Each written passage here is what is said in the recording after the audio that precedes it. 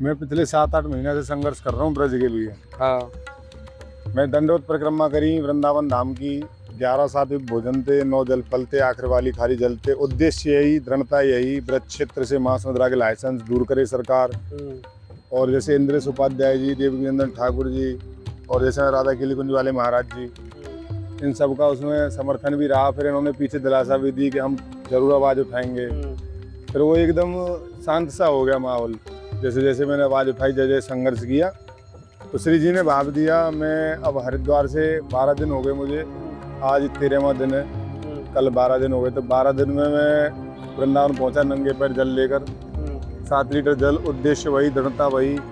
और social media की power धरातल बहुत बड़ी पावर है कि सोशल मीडिया का उपयोग चाह रहा हूँ कि सब आवाज़ उठाएंगे तो ब्रज बच जाएगा, तो ब्रज से मांस मदिरा दूर भाग जाएगा। मांस का तो समझ में आता है कि ब्रज में प्याज लहसुन तक का सेवन नहीं किया जाता है किसी भी दुकान पर।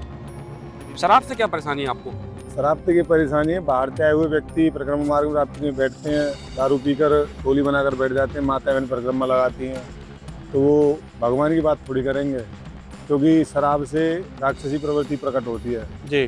तो वो गाली गलौज करते हैं, तो भगवान के नाम की गाली सुनकर जाती हैं। तो ये चीज़ अगर लाइसेंस खत्म हो जाएंगे तो ये चीज़ भी खत्म हो जाएगी, क्योंकि अब सुंदक मार्ग, परिक्रमा मार्ग से 300 मीटर की दूरी पर 4-4 ठेके खोल रखे हैं। वहाँ से दारू पीकर इंसान चलेगा, परिक्रमा मार्ग में आके बैठ जाता है, 5 मिनट लगती हैं बस।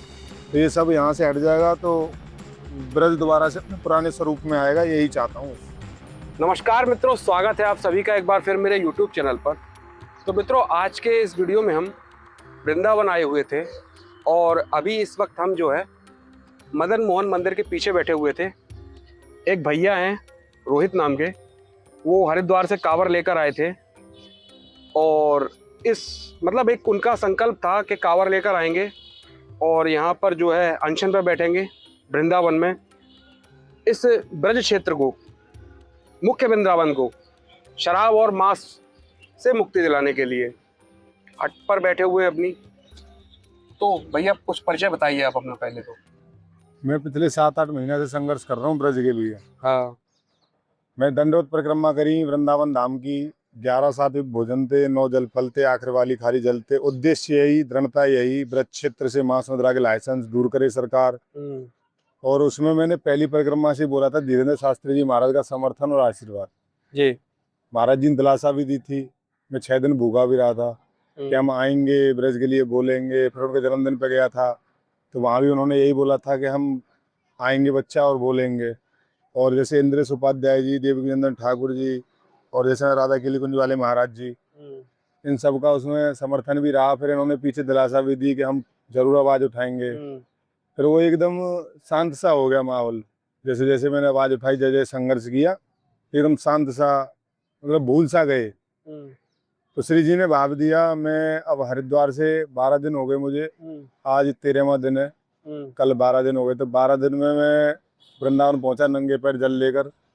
7 लीटर जल, उद्देश्य वही, दृढ़ता वही। धीरेन्द्र शास्त्री जी महाराज यहाँ पर आए, बोले, ये कथावाचक यहाँ पर आए जो ब्रज के नाम से खा रहे हैं, अपना परिवार चला रहे हैं, आश्रम चला रहे हैं।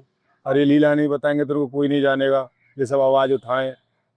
और सरकार 27 में चुनाव है और सोशल मीडिया की पावर धरातल बहुत बड़ी पावर है कि सोशल मीडिया का उपयोग चाह रहा हूँ। ये सब आवाज़ उठाएंगे तो ब्रज बच जाएगा और ब्रज से मांस मदिरा दूर भाग जाएगा।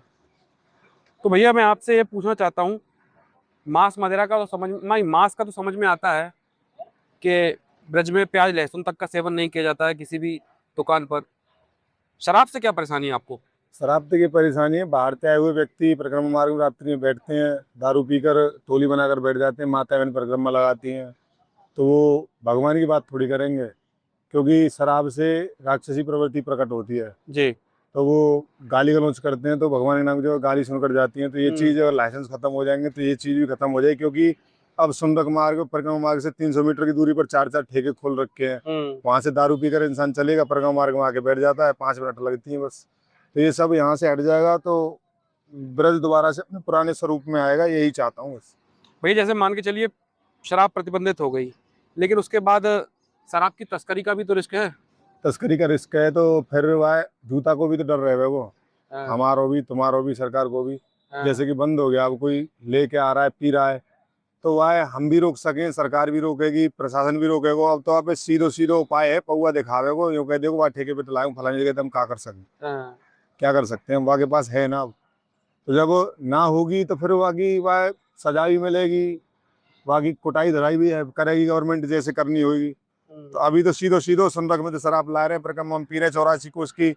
इतनो महत्व 84 कोस का संत बताते हैं, कथावाचक बताते हैं, कण कण वंदनीय है। अभी अधिक मास में लाखों श्रद्धालुओं ने 84 कोस की परिक्रमा लगाई, और वही 84 कोस में लाइसेंस की आड़ में गौ हत्या तक है जावे।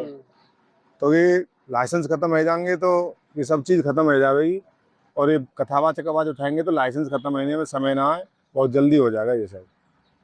सर भैया आपको क्या लगता है कि मतलब ये जो कथावाचक हैं क्या ये समर्थन दे रहे हैं? देनो पड़ेगो, ना देंगे तो कोई बात नहीं, जीते जी देंगे, हम तो मरने को तैयार हैं, हम हटेंगे ना गुरु, चाहे कुछ भी हो जाए। पिछली बार इनकी बात रखी, धर्म के प्रचारक हैं, हमारे ब्रज का प्रचार कर रहे हैं, तो सबकी बात राखी। अब की बार भाई मैं नहीं मानने वाला, और श्री जी ठाकुर जी की दृढ़ता है।